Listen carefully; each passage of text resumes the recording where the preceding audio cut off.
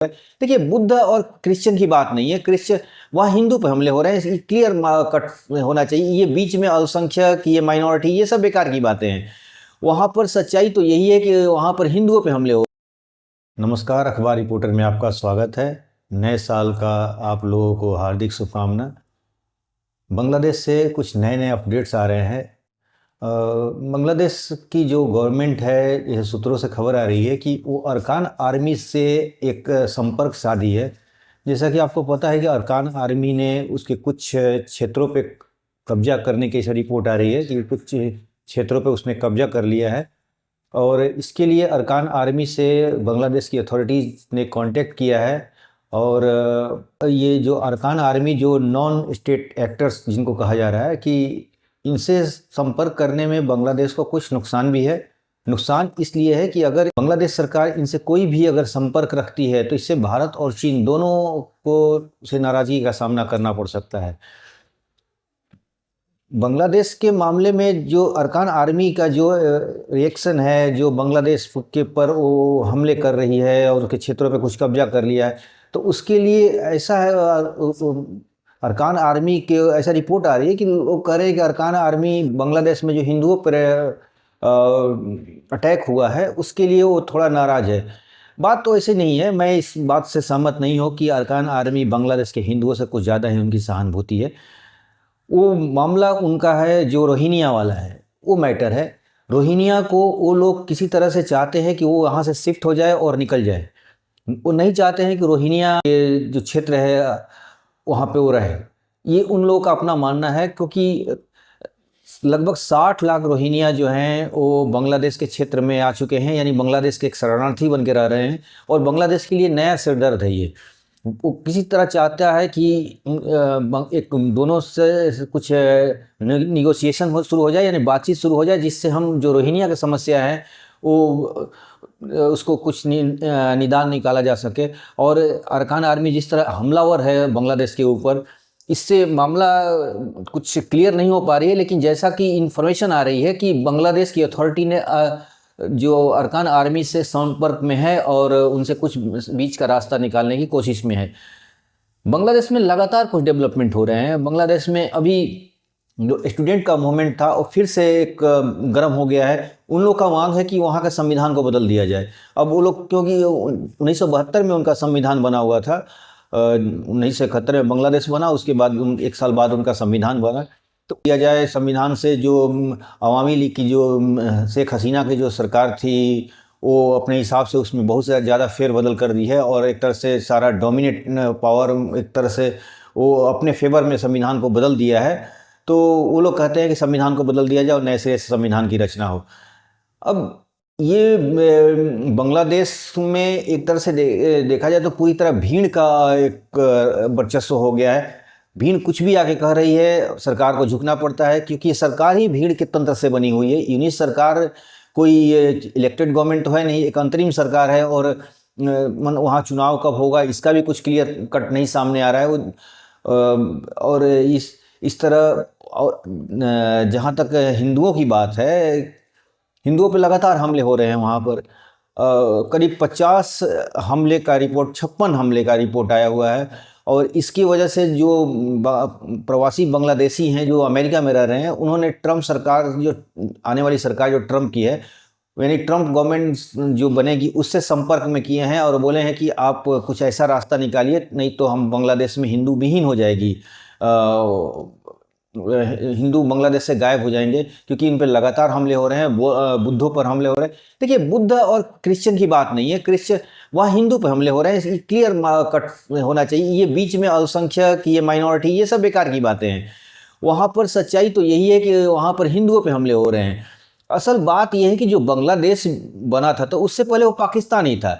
और पाकिस्तान का निर्माण एक तरह से खून खराबे, मतलब मारकाट और खून खराबे, दंगे फसाद से उपजा था पाकिस्तान। और यही लोग थे जो बिहार से गए थे, यूपी से गए थे, ये लोग ज़्यादा ही कुछ हंगामा किए थे। और बांग्लादेश में भी बहुत काफ़ी खून खराबा हुआ था, हिंदुओं को मारा गया था। नोआखाली के दंगे में कुछ जग जाहिर है कि वहाँ पर कितने दंगे हुए थे।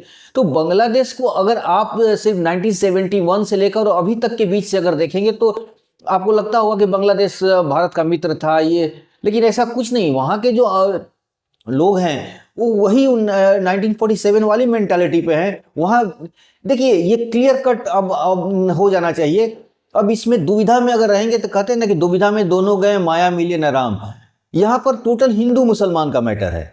भारत पाकिस्तान का रिलेशन हो या बांग्लादेश और भारत का रिलेशन हो, ये टोटल हिंदू मुसलमान का मैटर है। और वहाँ के लोग जो ये इस कॉन्टिनेंट जो का है, भारत पाकिस्तान और बांग्लादेश के मुसलमान जो हैं वो अरब की तरह नहीं है।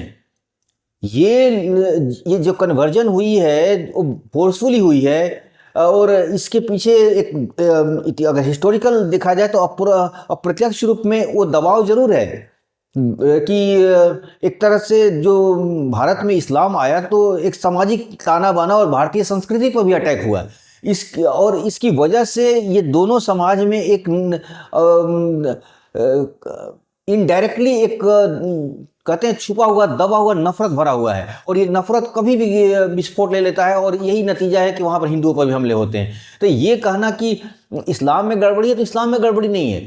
गड़बड़ी यहाँ के जो मुस्लिमों और हिंदुओं के बीच में जो डिवीजन हुआ है, जो लगातार हजारों साल में जो खून खराबे हुए हैं, मारकाट हुई है और एक दूसरे के वर्चस्व के लिए जो राजे रजवाड़े लड़े हैं, तो उनकी प्रजा पर भी इफेक्ट पड़ा है। और यही वजह है कि आज भी वो अचेतन मन में वो दबी हुई कुंठा बाहर निकलते रहती है हमेशा, और ये टकराव होने लगता है, चाहे वो भारत के हिंदू मुसलमानों की मैटर हो या पाकिस्तान का हो या बांग्लादेश को। ये अगर बॉर्डर को अलग कर दिया है तो मामला सिर्फ हिंदू और मुसलमान का है। ये बात को समझना होगा सभी को, क्योंकि ये मैटर टोटल हिंदू मुसलमान का ही है। आप बांग्लादेश को आप समझ रहे हो कि नहीं भाई, बांग्लादेश और शेख हसीना की सरकार थी, मुजीबुर रहमान थे और बड़े दोनों में अच्छे संबंध थे, तो ये परिस्थितियों की वजह से दोनों एक हुए थे। लेकिन अगर सांस्कृतिक रूप से देखा जाए, धार्मिक रूप से तो डिवीजन है। आप इस चीज को मान के चलना होगा कि हिंदू और मुसलमानों में यहाँ पे एक डिवीजन है। हम उसे गीत गाकर, शायरी कर, कविताएं गाकर हम उसे एक नहीं कर सकते हैं।